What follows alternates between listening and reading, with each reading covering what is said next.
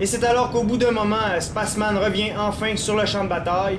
Il va donc escalader la colline que j'occupais initialement et va commencer à se diriger vers le flanc de mon armée. Et je me dis à ce moment-ci que je n'ai absolument aucun choix, que ce n'est qu'une question de temps avant que son armée vienne se buter sur mon flanc, ce qui donnerait la possibilité à Tazo de venir m'abattre de l'autre côté. Je me résigne ainsi à quitter ma position avantageuse pour aller me placer dans la plaine ouverte que sur sa position qui est extrêmement forte actuellement. C'est donc comme vous pouvez voir, nos trois armées sont actuellement placées juste ici.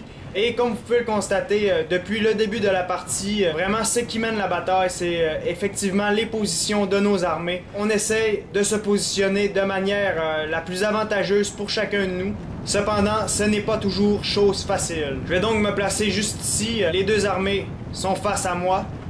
Et comme vous pouvez le constater, l'armée de Tazo va elle aussi commencer à descendre de sa colline.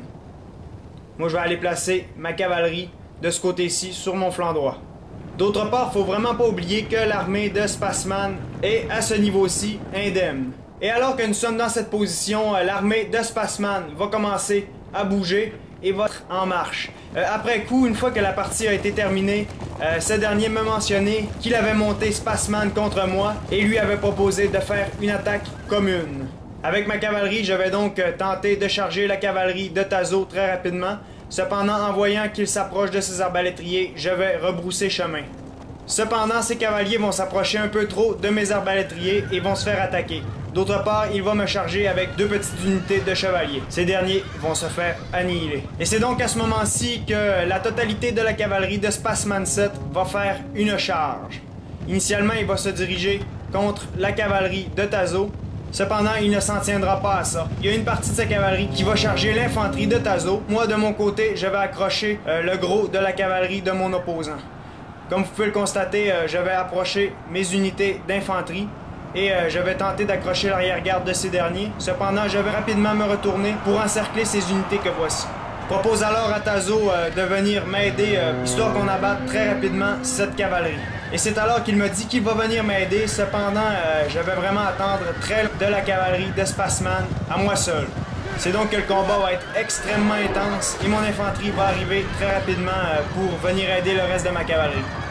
Cependant, juste avant qu'elle entre en contact, la cavalerie de Spaceman va se retirer. À peu près au même moment, je constate que l'armée de Spaceman commence à se diriger vers mon armée. À vrai dire, le reste de mon armée, puisqu'elle est vraiment toute dispersée. Une défensive à ce niveau.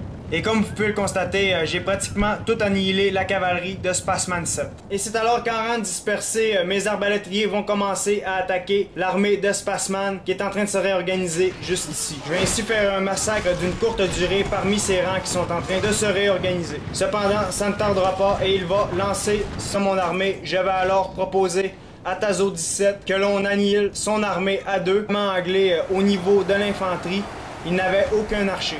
Et alors que vraiment nous sommes tous les deux extrêmement affaiblis, c'est à ce moment-ci que Tazo va commencer à apporter. Cependant, moi, contrairement à Tazo, je vais tenir ma parole et vraiment je compte tirer vengeance des multiples affronts de Tazo 17. Et ça, il le sait puisque, comme je l'ai déjà mentionné, on communiquait avec un micro durant la partie. Les sont ici et il y a une bonne partie de ma cavalerie qui se retrouve de ce côté-ci, aux mains avec Tazo. C'est donc que partout où je vois un drapeau du Saint-Empire romain germanique, je tente de venir abattre ces unités. Cependant, fort rapidement, ce dernier va commencer à se sauver et va tenter d'aller occuper la colline que voici.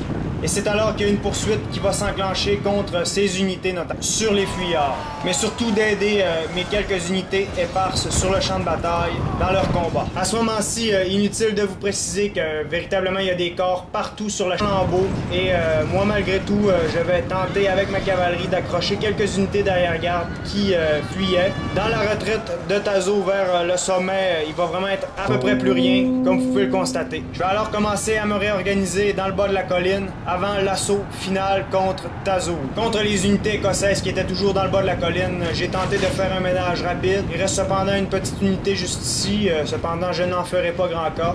Je vais plutôt à ce stade-ci réorganiser mon armée, comme je l'ai déjà mentionné. Et c'est alors que la presque totalité de l'armée écossaise est annihilée. moi de mon côté, je prends un peu de repos dans le bas de la colline, alors que Tazo, du sien, va attendre mon assaut contre son armée. Et c'est alors qu'au bout de quelques minutes, enfin, je vais être fin prêt pour l'assaut. Je vais commencer à avancer mes unités.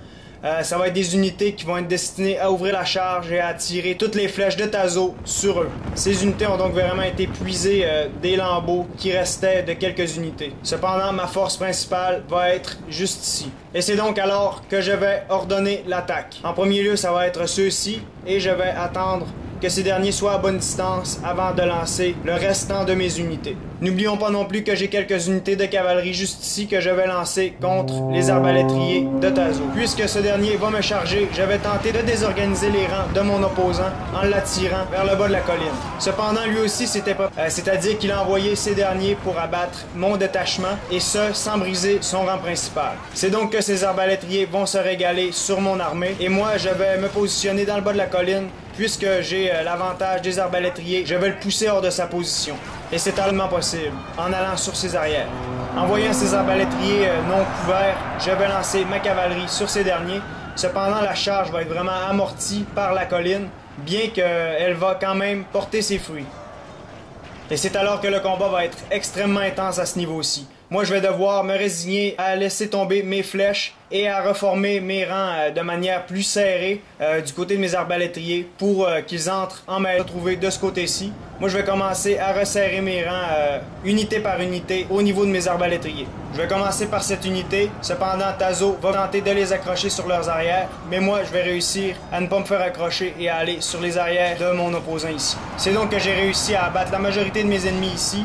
Je vais alors me retourner de ce côté-ci avec 2 unités d'arbalétriers, suivi d'une autre. Cependant, cette dernière va se faire accrocher par une unité de mon opposant. Pendant ce temps-là, les autres unités vont continuer à tirer. J'essaie donc vraiment de jouer entre mêlée et tir à distance, histoire de maximiser vraiment mon avantage. Cependant, après quelques instants, mon opposant est tellement affaibli que je ne peux tout simplement plus tirer avec mes unités sans pouvoir charger l'arrière de mon opposant. Alors, comme vous pouvez le constater, mes ennemis n'ont à peu près plus rien. Alors, à ce stade-ci, Tazo n'a plus que 2 unités juste ici qui vont se battre jusqu'à la mort. Durant quelques secondes, le combat va être assez intense. Cependant, ces 2 unités ne dureront pas indéfiniment. L'opposant est annihilé. Il ne va plus que demeurer 5 unités de Spaceman 7, dont son général juste ici. Je vais alors faire en sorte que mon armée charge au complet sur ces derniers. C'est ainsi qu'encore une fois, le combat va être très intense à ce niveau-ci. En effet, son général va abattre plusieurs de mes unités, mais il va finir par mourir.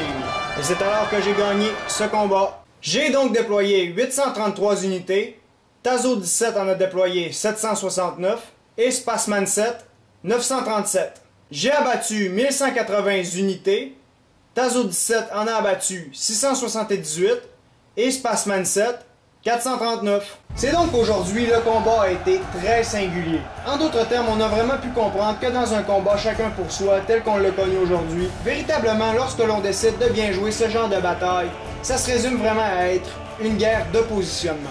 C'est-à-dire que dans ce genre de bataille, il faut tout faire pour éviter d'être au centre. C'est donc qu'initialement, symboliquement, on a voulu bien s'amuser, moi et Tazo, et on a fait une réunion de nos généraux. Cependant, ça s'est vite résumé à être une traîtrise, mais moi, comme j'avais prévu le coup, c'est Tazo qui a fini par payer le gros prix pour cette action douteuse. Au même moment, Spaceman s'est mis à avancer, et Tazo a rapidement compris que s'il ne bougeait pas, il allait être très rapidement encerclé. C'est donc qu'il a tenté de passer le canyon, mais j'ai su saisir cette opportunité et j'ai tenté d'abattre une bonne partie de ses unités qui se retrouvaient sur son arrière-garde. Par la suite, nos armées se sont toutes déplacées et la donne a été une fois de plus changée. C'est ainsi qu'après ce qui a occasionné à sa position qui venait annuler mon avantage de hauteur, ma retraite vers le bas de la colline. Enfin, Spaceman 7 a fait une charge de cavalerie que j'ai été obligé de repousser à Tazo qu'on s'allie pour abattre son armée. Ce dernier ne s'est qu'approché et a décidé de tout simplement nous regarder nous affaiblir. Au moment où il a décidé de charger, j'ai réussi à m'allier temporairement à Spaceman 7 qui s'est retourné contre l'armée de Tazo, tout comme mon armée. Puisque j'ai voulu respecter le dernier combat, ça s'est résumé à être une charge de mon armée contre la forte position de Tazo. Et comme on peut comprendre que ce dernier, à toutes les fois qu'il a tenté de faire une traîtrise, a fini par payer le gros prix, on peut comprendre que généralement, l'honneur à l'âge médiéval paye. Et voilà!